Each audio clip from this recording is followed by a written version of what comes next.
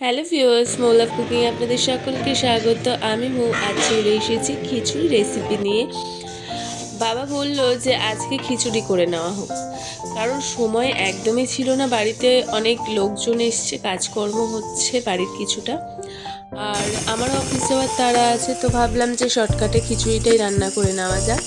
তো এখানে আমি বাড়ির চাল দিয়েই খিচুড়িটা রান্না করে নিচ্ছি, সিদ্ধ চাল দিয়ে খিচুড়িটা কিন্তু ভালোই লাগে। সবসময় তো আতপ চাল দিয়ে করা হয়, গোবিন্দভোগ চাল দিয়ে করা হয়।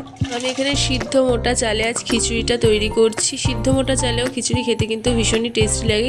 এখানে আমি সমপরিমাণ চাল আর ডাল নিয়েছিলাম।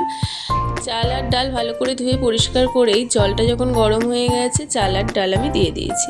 তার মধ্যে নুন হলুদ পরিমাণ মতন দিয়ে দিয়েছি। যখন চালে ডালে ফুটে গেছে, একে একে আমি সবজিগুলো কিন্তু দিয়ে দিচ্ছি। এখানে আমি ব্রকলি নিয়েছি, আলু নিয়েছি, গাজর নিয়েছি, মটরশুঁটি নিয়েছি। এই সব সবজিগুলো দিয়ে, আর কুমড়ো নিয়েছি।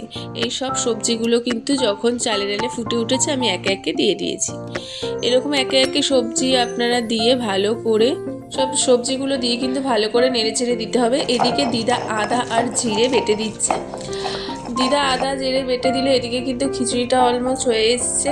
এবারে ফোড়ন দেওয়ার পালা। কড়াইতে তেল দিয়ে দিলাম তেজপাতা আর শুকনো লঙ্কা, গোটা জিরে, আদা আর জিরে বাটাটা আমি এর মধ্যেই দিয়ে দিচ্ছি।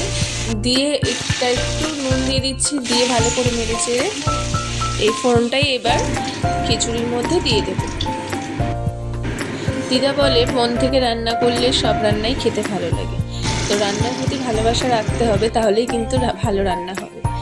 তো আমিও সেই মতোই কাজ করছি। এখানে আমি এখানে কিছু গোটা মশলা ড্রাই রোস্ট করে নিচ্ছি, যেমন ধনিয়া, তেজপাতা, গোটা জিরে আর শুকনো লঙ্কা।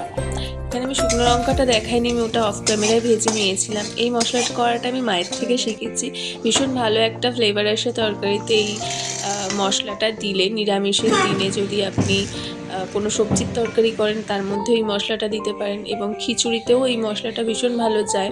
এটা আমার হয়ে গেছে। আমি গুঁড়ো করে রাখা মশলাটা এবার দিয়ে দিচ্ছি। অবশ্যই কিন্তু নুন মিষ্টিটা নিজেদের স্বাদ অনুযায়ী দেবেন। আমি এখানে চিনিটা অ্যাভয়েড করেছি, তার কারণ কিছু হেলথ ইস্যু আছে আমার মায়ের, তাই জন্য আমি চিনিটা অ্যাভয়েড করেছি। বাট মিষ্টি দিলে সব তরকারি যেমন খেতে ভালো লাগে, বাট এটা কিন্তু হেলথের জন্য একদমই খারাপ। আমরা অভ্যেস করি, তাই আমরা তরকারি মিষ্টি ছাড়া খেতে পারি না। আমরা প্রত্যেকেই অভ্যেসের দাস।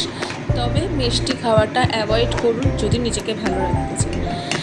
তো কিছু কিছু জিনিস আছে যেগুলোর মধ্যে মিষ্টি না দিলে ভালো লাগে না, সেটা আলাদা বিষয়। বাট যতটা পারবেন তরকারি মিষ্টি ছাড়া খান, এটা হেলথের পক্ষে ভীষণ ভালো।